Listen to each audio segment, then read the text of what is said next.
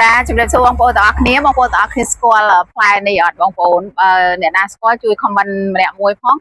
អ្នកគ្រូអត់ស្គាល់ទេនេះនិយាយស៊ីននិយាយសត្វនិយាយមែនបងប្អូនទាំងអស់គ្នាអ្នកគ្រូអត់ស្គាល់ទេថាផ្លែនេះជាផ្លែអីប៉ុន្តែស្លឹកក៏ដូចស្លឹកត្នោតណា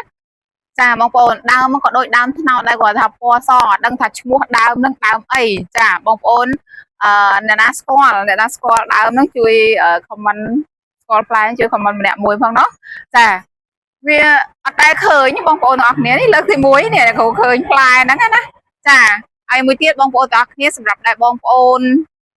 ចង់ដឹងតើតើនឹងលេខទូរស័ព្ទរបស់បងប្អូនថាតើត្រូវនឹងយក9ដែរទេណាបងប្អូនទាំងអស់គ្នាចា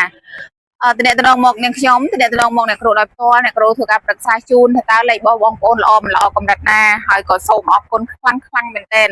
ដែលបងជាច្រើនគាត់ជាវលេខពីអ្នកគ្រូយកទៅហ្នឹងណាហើយប្រើប្រាស់ទទួលបានលទ្ធផលជូនបងដែលជាវលេខពីអ្នកគ្រូហើយហ្នឹងក៏សូមឲ្យហេងទាំងអស់គ្នាចាជាខ្ញុំក្រោយបងប្អូនទាំងអស់គ្នាក៏ចូលសូមជួយ subscriber คลิปវីដេអូនេះផងเนาะឬក៏ YouTube របស់អ្នកគ្រូណាចាមិនថា page ក្តី YouTube ក្តីបងប្អូនទាំងអស់គ្នាជួយ subscriber ក៏ដូចជា follow ឲ្យអ្នកគ្រូម្នាក់មួយផងណាបងប្អូនដើម្បីបងប្អូនឃើញคลิปថ្មីដែលអ្នកគ្រូចែករំលែកទាក់ទងនឹងអ្វីដែលថ្មីជាពិសេសគឺទាក់ទងនឹងលេខទូរស័ព្ទតែម្ដងចាអរគុណ